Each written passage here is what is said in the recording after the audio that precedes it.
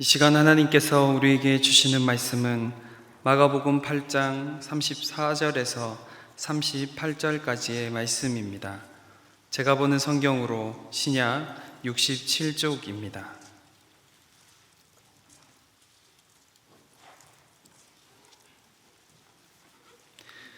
하나님의 말씀을 봉독하겠습니다.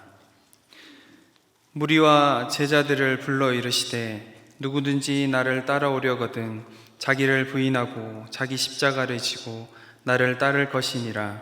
누구든지 자기 목숨을 구원하고자 하면 잃을 것이요 누구든지 나와 복음을 위하여 자기 목숨을 잃으면 구원하리라. 사람이 만일 온 천하를 얻고도 자기 목숨을 잃으면 무엇이 유익하리요? 사람이 무엇을 주고 자기 목숨과 바꾸겠느냐?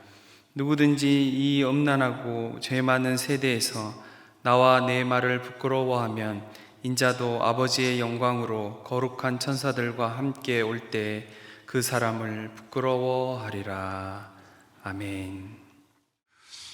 청년들 가운데 이 응답과 간구의 찬양이 왜 간구와 응답 찬양이야 맞지 않는가 묻는 분이 있어요. 이 응답은 기도에 대한 응답이 아니라 찬양대에 찬양한 것에 대해서 회중이 응답하는 겁니다. 화답이라고도 하죠. 그러니까 찬양을 듣고 우리도 이렇게 응답하며 화답의 찬송을 부릅니다. 그리고 그 찬양 속에 그 다음 하나님 말씀을 듣고자 하는 간구하는 내용, 말씀을 통해서 바라고 원하는 간구의 내용이 찬양 가사 속에 담겨 있죠. 그래서 응답과 간구의 찬양, 그렇게 부르는 겁니다. 이런 기회가 아니면 또 설명드릴 시간이 따로 없을 것 같아서 말씀을 드립니다. 강원도의 모 고등학교에 선생님이 있었습니다. 남편과 이혼하고 딸 하나를 참 열심히 잘 키우려고 애를 썼어요. 그래서 그 딸은 커서 결혼해가지고 외국에 나가서 살고, 이 선생님 늘 단벌 옷을 입고 다녔고 보기에 누추하게 보일 정도로 안 쓰고 안 입고 그렇게 살았습니다. 그렇게 이제 곧 명예퇴직을 하게 되면서 회식 자리에서 못 마시는 술도 한 잔 마셨습니다. 그리고 집에 가서 배탈이 나서 다음날 학교에 출근을 못했습니다. 그리고 그 다음날도 학교에 나오지 않았어요. 그래서 이상하다 싶어서 그 집에 가보니 바닥에 쓰러져 죽어 있었습니다. 이제 퇴직하고 연금을 받아서 편안하게 살 수 있게 되었는데 그냥 그렇게 허망하게 인생이 끝난 겁니다. 그렇게 되니 외국에 사는 딸이 어머니의 연금, 또 명예퇴직금, 또 보험금 다 그걸 받겠죠. 자, 그렇다면 그 선생님의 인생은 무엇입니까? 그렇게 끝나고 마는 것이 인생입니까? 많은 사람들은 내 인생은 그 여선생님처럼 그렇게 허망하게 끝나지 않을 거다, 그렇게 생각하고 살아가요. 그런데 정말 그럴까요? 야고보서 4장 14절에 우리의 생명, 우리의 인생을 이렇게 말씀하였습니다. 내일 일을 너희가 알지 못하는도다. 너희 생명이 무엇이냐? 너희는 잠깐 보이다가 없어지는 안개니라. 우리 인생을 안개에 비유했어요. 안개가 자욱하게 꼈을 때는 이 안개 어떻게 거쳐지나 하죠. 그런데 햇빛만 비춰지면 안개는 온데간데 없이 사라집니다. 우리 인생이 그렇다는 거죠. 베드로전서 1장 24절에 그러므로 모든 육체는 풀과 같고 그 모든 영광은 풀의 꽃과 같으니 풀은 마르고 꽃은 떨어지되 말씀합니다. 풀이 자라죠. 근데 그 풀이 얼만큼 오래 있습니까? 곧 시들고 말라 죽습니다. 그 풀이 피운 꽃, 그 꽃은 이내 떨어집니다. 인생도 그렇다는 말씀이에요. 인간은 처음 인간이 만들어질 때 흙으로 빚어졌죠. 그리고 그 빚어진 흙 코에 하나님이 생기를 불어 넣으셨습니다. 그래서 살아 움직이는 생명이 되었다, 인간이 되었습니다. 그러니까 하나님의 생기를 빼면 인간이란 흙덩이에 불과했던 거예요. 더 자세히 말하면 흙먼지입니다. 인간의 몸, 흙먼지예요. 그렇기 때문에 인생이 끝나면 한 줌 흙으로 돌아가는 거죠. 풀이 시들고 말라 죽은 후에 흙으로 돌아가듯이. 그런 인간의 가치가 얼마나 될까요? 생화학자 돌프 M 빈더 박사가 체중 약 70kg 정도 나가는 사람을 화학적으로 분해해서 유용한 물질을 추출하면 무엇이 있을까 연구를 했어요. 그 결과를 발표했습니다.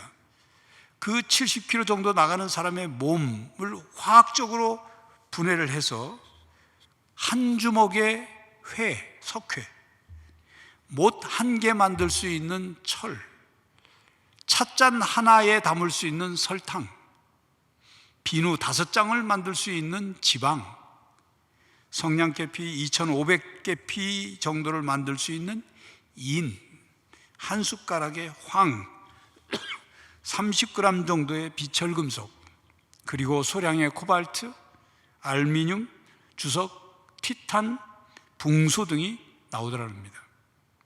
이것을 몽땅 값으로 치니까 $2 98센트. 물론 그것을 발표할 당시에 달러 화폐 가치로 환산하니까 그렇게 됐겠죠. 더 올랐다고 할지라도 인간의 몸에서 나온 화학 분해로 만들어진 그 물질 가격이 요즘 돼지고기 600g보다 쌉니다. 한우 고기보다는 훨씬 더 싸죠. $2 98센트. 인간의 가치가 이 정도일까요? 인간에게 생명이 없다면 인간의 몸의 가치는 그냥 그런 겁니다. 한 줌 흙으로 돌아가는 그런 존재에 불과합니다. 인간에게 생명이 없다면 육체의 가치는 그런 거예요. 인간의 영혼의 존재를 인정하지 않으면 그냥 몸뚱이를 화학적으로 분해하면 하찮은 존재에 불과한 것입니다. 그렇지만 인간의 몸은 생명이 있느냐 없느냐에 따라 그 가치가 분명히 달라집니다. 그리고 생명이 있다 하더라도 영혼의 상태가 어떠냐, 그리고 영원한 생명이 있느냐 없느냐에 따라 그 차이는 하늘과 땅 차이인 것입니다. 오늘 말씀에서 예수님은 제자들과 무리들에게 인간의 생명의 가치에 대해서 물으셨습니다. 36절, 37절입니다. 사람이 만일 온 천을 얻고도 자기 목숨을 잃으면 무엇이 유익하리요? 사람이 무엇을 주고 자기 목숨과 바꾸겠느냐? 이 질문의 뜻은 인간의 생명의 가치는 천하보다 귀한 것이기에 그 무엇으로도 바꿀 수 없다는 뜻입니다. 그리고 이 세상에서 온갖 것을 다 손에 쥐고 누린다 한들 죽으면 한 줌 흙으로 돌아가 그냥 끝나고 마는 목숨이라면 그것은 아무 유익이 없다는 뜻입니다. 세상에서 손에 쥔 모든 것으로 자기 목숨을 구할 수 없기에, 그리고 진정으로 자기 목숨이 영원한 생명으로 이어지지 않는다면 온 천하를 얻었어도 그것은 가치 없는 일이라, 그런 말씀이에요. 여러분, 사람은 모두 죽게 되어 있습니다. 심지어 권력을 쥐고 돈 많은 사람도 다 죽습니다. 만약 그들이 영원히 하나님과 함께 살기 위해서 자신의 생명을 구하는 문제에 관심을 기울이지 않는다면 그들은 아무것도 얻지 못하고, 얻었다고 할지라도, 손에 쥐었다고 할지라도 그 모든 것은 잃고 말 뿐입니다. 죽으면 끝나는 거예요. 끝이 허무와 멸망입니다. 이 세상에서 무엇을 소유했든지 그것은 잠시뿐입니다. 결코 그것으로 우리의 목숨과 바꿀 수 없습니다. 만약 그것과 자기 목숨과 바꾸고자 한다면 그것처럼 한심하고 어리석 짝기 없는 일이 없는 겁니다. 우리 목숨과 바꿀 수 있는 것은 이 세상에 아무것도 없기 때문입니다. 사람이 무엇을 주고 자기 목숨과 바꾸겠느냐는 예수님의 이 질문에 대한 대답은 자신의 목숨과 바꿀 수 있을 만큼 가치 있는 것은 아무것도 없다는 것입니다. 온 천하를 소유한 사람도 자신의 생명을 잃게 됩니다. 아무리 많은 돈과 권력과 지위를 가졌다 할지라도 잃어버린 자기 생명을 자기가 되찾아올 수 없습니다. 그러니 생명은 천하보다 더 값어치 있습니다. 사람이 만일 온 천하를 얻고도 자기 목숨을 잃으면 무엇이 유익하리요? 사람이 무엇을 주고 자기 목숨과 바꾸겠느냐 하는 이 예수님의 질문은 그토록 천하보다 귀한 생명을 어디에 투자할 것인가, 어디에 인생을 투자할 것인가를 물으시는 질문입니다. 자, 여러분, 여러분에게 투자할 돈이 있다면 여러분들은 이런 선택과 결정을 내려야 할 겁니다. 이 가지고 있는 돈을 한 곳에 투자할 것인가, 아니면 여러 군데 나눠서 분산해서 투자할 것인가. 저는 투자할 돈도 없고 투자해 본 적도 없기 때문에 투자 전문가의 주장을 소개를 드리면, 투자에 있어서는 확실한 것이 없다는 겁니다. 이대로 하면 투자가 다 좋은 이익을 남는다, 이런 게 없다는 거예요. 그러나 오랜 기간 동안 투자 세계에서 내려져오는 간단한 투자 원칙이 있다는 거죠. 하나는, 첫 번째는 순자산 대비 너무 많은 현금을 보유하지 말라. 두 번째는 장기적 관점으로 투자해라. 그리고 세 번째는 과도하게 마케팅 타임을 추구하지 말라는 것입니다. 언제 투자해야 하느냐, 그거 타이밍 잡기 위해서 노력하기보다 시장의 사이클에 맞춰서 안정적으로 투자하라, 그 말이죠. 근데 이 세 가지의 원칙의 그 핵심적인 내용은 장기적인 투자를 하는 거예요. 코앞에만 보고 투자하지 말라, 그 얘기죠. 하나님 나라의 경제학에서는 다른 모든 투자보다 가장 가치 있는 투자를 말씀합니다. 모든 것을 동원하여 어디에 투자하라고 말씀하시냐 하면 목숨입니다. 생명을 위하여, 영원한 생명을 위하여 투자하라고 말씀합니다. 누가복음 12장에 나오는 어리석은 부자 비유가 바로 그것을 가르치시는 말씀이죠. 어느 날 한 사람이 예수님께 찾아와서 자기 형에게 명령해서 부모님의 유산을 제대로 좀 나누게 하라고, 그렇게 명령하시라고 부탁을 합니다. 그랬더니 예수님이 뭐라고 말씀하셨냐면, 내가 너희의 재판장이냐, 내가 물건 나누는 자냐, 그러시면서 15절에 삼가 모든 탐심을 물리치라, 사람의 생명이 그 소유에 넉넉한 데 있지 아니하니라고 말씀하시면서 비유로 말씀하신 거예요. 그 비유 내용은 이렇죠. 한 부자가 있는데 열심히 농사를 지어서 많은 수확을 거뒀습니다. 그랬더니 창고가 부족해요. 창고를 새로 지었습니다. 그리고 그 새로 지은 창고에 거둬들인 그 열매들, 수확한 열매들을 잔뜩 쌓았어요. 그걸 쳐다보니 얼마나 좋겠어요. 그가 그걸 바라보면서, 내가 이렇게 가득, 창고에 가득 채웠으니 이제 편안히 쉬고 먹고 마시면서 즐기자. 그랬더니 하나님께서 그에게 말씀하시기를, 어리석은 자여, 오늘 밤에 내 영혼을 도로 찾으리니 네가 준비한 것이 누구 것이 되겠느냐.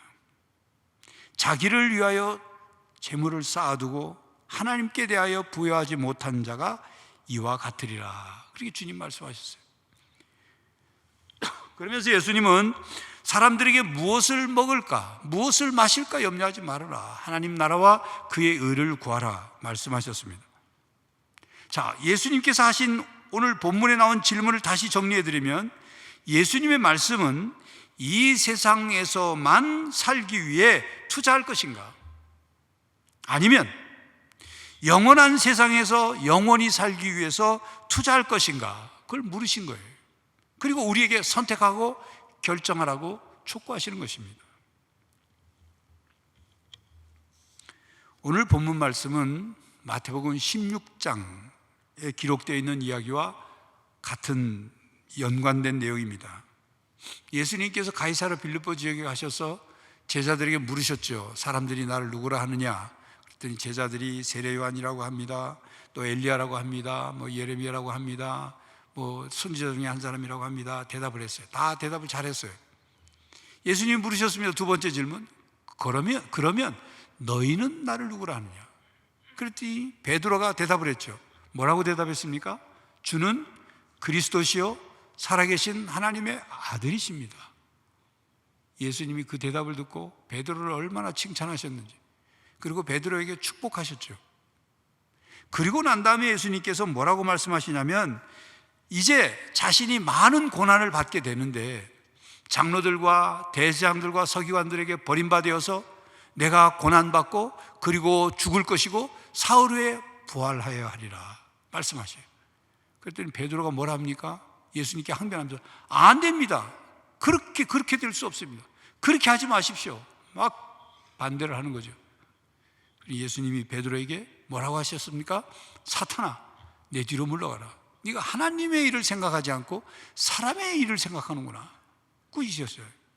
그러시면서 이렇게 베드로가 하나님의 뜻에 대한 부족한 이해와 교만함을 드러내자 예수님은 제자들과 무리들에게 제자의 삶이 무엇인지를 다시 말씀하셨는데, 그 내용이 오늘 본문이에요.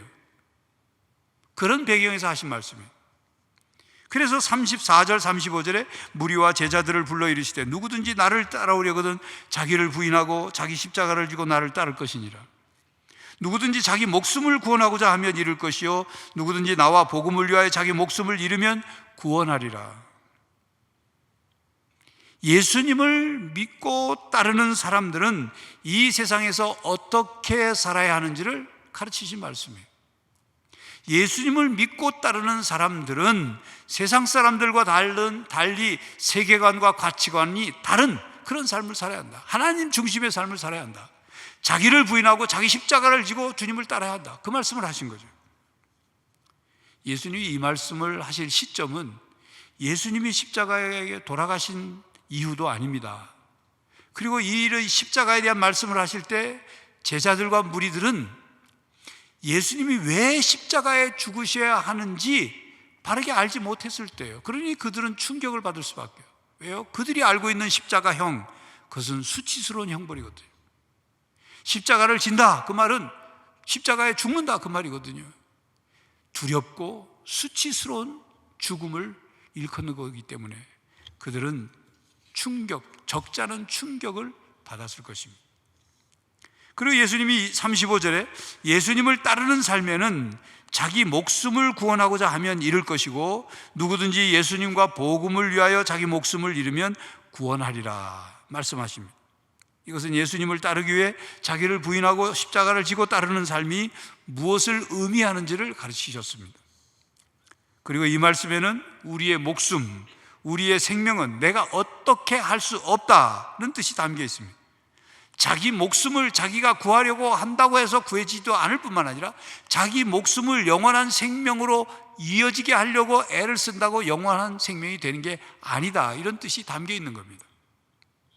그러면서 37절에 사람이 무엇을 주고 자기 목숨과 바꾸겠느냐는 질문과 함께 이 세상에서 생명과 맞바꿀 수 있는 것은 아무것도 없다고 하는 대답을 하게 만드는 질문들이었죠. 무엇과 우리의 생명과 바꿀 수 있겠어요? 없죠. 그런데 예수님은 오히려 목숨과 바꿀 만한 것이 있는데 그것이 무엇인지를 말씀하셨습니다. 생명을 어디에 투자해야 되는지, 무엇을 위해 투자해야 되는지, 어떻게 투자해야 되는지 그것을 말씀하셨어요. 35절에 언급하신 거죠.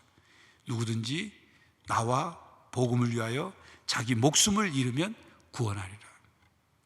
여기서 나는 누굽니까? 예수님이죠. 생명의 공급자이신 예수님, 우리에게 영원한 생명을 주시는 예수님, 그 예수님과 그 예수님의 복음을 통해서 구원을 얻을 수 있다, 그 말입니다. 이 말씀은 죽지 않고 사는 길에 대한 말씀이 아니에요. 참된 삶을 위하여 참된 죽음이 무엇인가를 말씀하는 겁니다. 다시 말하면 예수님과 복음을 위해 죽을 수 있는 용기를 촉구하고 있습니다. 결국 예수님을 따르는 제자가 되기 위해서 자기 부인과 자기 십자가를 지고 목숨까지 내어놓을 수 있는 결단을 촉구하는 말씀입니다. 그리고 세상적이고 일시적인 삶을 추구하다가 영원히 죽을 것인가, 아니면 예수님의 제자가 되어 하나님의 나라를 추구하는 삶을 살다가 영생을 얻을 것인가, 이 둘 중에 하나를 선택하도록 요구하고 계십니다. 사람에게 목숨보다 소중한 것은 아무것도 없습니다. 그러므로 천하를 얻고도 목숨을 잃으면 얻은 천하가 무슨 소용이 있겠어요? 모든 것을 손아귀에 졌다고 한들 죽으면 다 남의 것이 되는데 그게 무슨 소용이 있겠냐 말이에요. 사람은 자기 목숨을 이 세상의 그 무엇으로도 바꿀 수 없는 것이기에 사람에게 목숨은 가장 귀한 것입니다. 이에 예수님과 복음을 통해 얻는 생명의 소중함을 강조하셨습니다. 예수님과 복음을 통해 결코 잃을 수 없는 영원한 생명을 얻어야 한다는 것을 강조하셨습니다. 예수님과 복음만으로 구원을 받을 수 있다. 예수님과 복음을 통해서만이 영원한 생명을 얻을 수 있다. 이 말씀이에요. 그렇게 선교사 짐 엘리어트는 이런 말을 했습니다. 영원한 것을 얻고자 영원할 수 없는 것을 버리는 자는 바보가 아니다.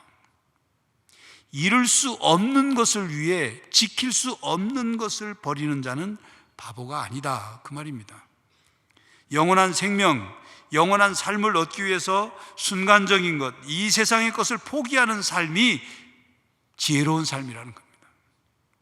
순간적이고 현세적이고 물질적인 것을 포기하여야만이 진정한 영원한 것을 얻을 수 있습니다. 여러분, 순간적인 것과 영원한 것 다 얻을 수 있다면 얼마나 좋겠어요. 그러나 이 두 가지를 다 얻을 수 없습니다.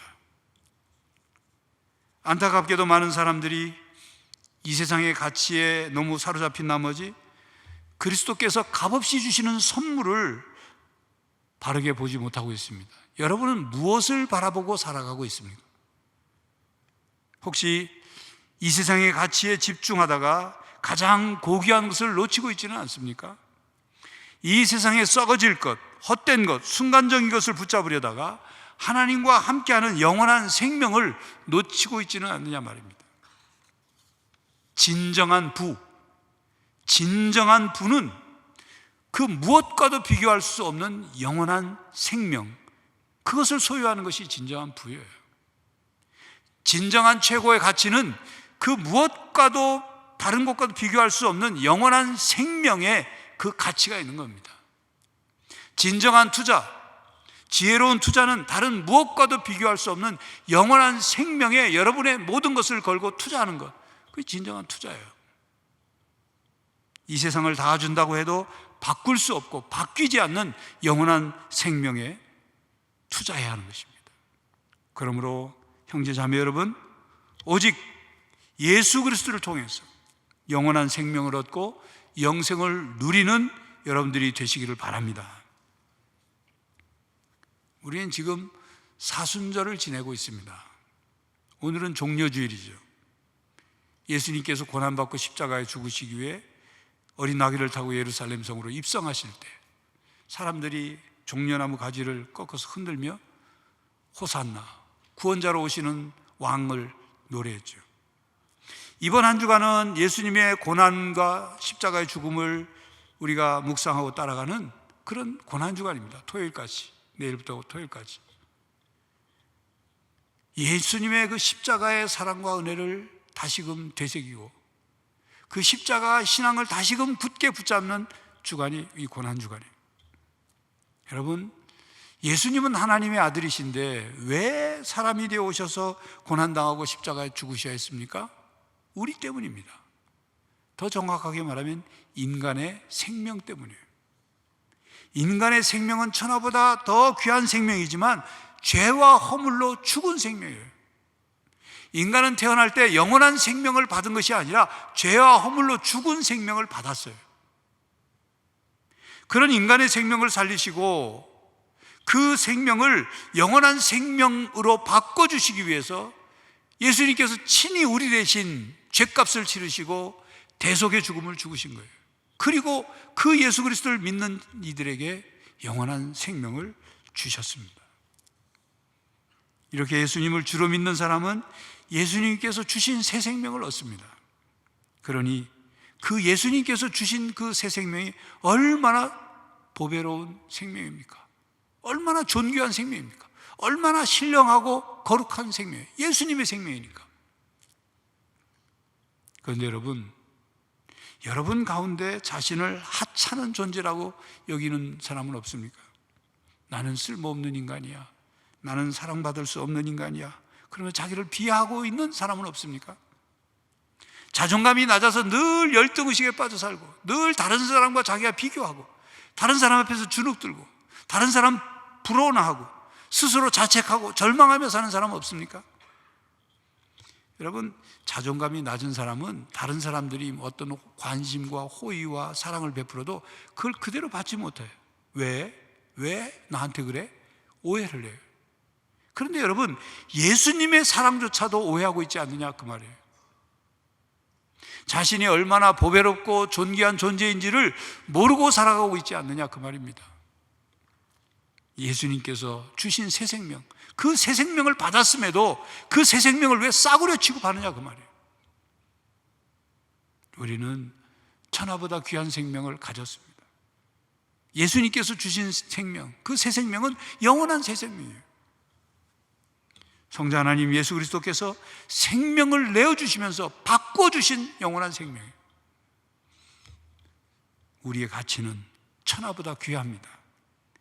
그런 우리가 이 세상을 어떻게 살아가야겠습니까? 지금 여러분이 여러분 자신에 대해서 알고 있는 것으로 여러분에 대해서 그냥 단정 짓지 마십시오. 여러분이 여러분 자신을 평가한 것, 그것 가지고 여러분 자신을 평가절하하지 마세요. 여러분이 생각하고 있는 여러분의 가치에 대해서 함부로 그 가치를 매긴 것 가지고 여러분의 스스로를, 여러분의 생명을 함부로 대하지 마십시오. 그래서 여러분 인생을 함부로 살지 마십시오. 여러분의 영혼을 잃어버리지 마세요. 여러분의 영원한 삶을 포기하지 마십시오. 하나님의 아들 예수 그리스도의 죽음을, 생명을 내어주신 죽음을 헛되게 하지 마십시오. 여러분은 존귀한 자입니다. 이 세상을 창조하시고 인간을 창조하신 하나님께서 독생자 하나님 예수 그리스도를 우리의 생명을 구원하기 위해서 보내셨어요. 우리는 그 예수 그리스도로 말미암아 영원한 생명을 받았습니다. 십자가의 놀라운 사랑으로 우리는 하나님의 자녀가 되었고 보배롭고 존귀한 자가 되었습니다. 그러므로 이 세상만 바라보며 살지 말고 영원한 하나님 나라를 위해 살아가는 형제 자매들이 되시기를 간절히 바랍니다. 기도하겠습니다. 하나님, 인간의 가치와 인간의 생명의 존엄성이 땅에 떨어진 이 세대 속에 우리의 가치와 우리의 생명이 천하보다 귀하다는 사실을 다시금 깨닫게 하시고, 그 누가 뭐래도 하나님이 우리를 보배롭고 존귀히 여기시는 존재라는 사실을 깨달아 우리가 영원한 생명을 가진 자로서, 하나님의 자녀로서 영원한 하나님 나라를 바라보며 살아가게 하여 주시옵소서. 예수 그리스도의 이름으로 기도하옵나이다. 아멘.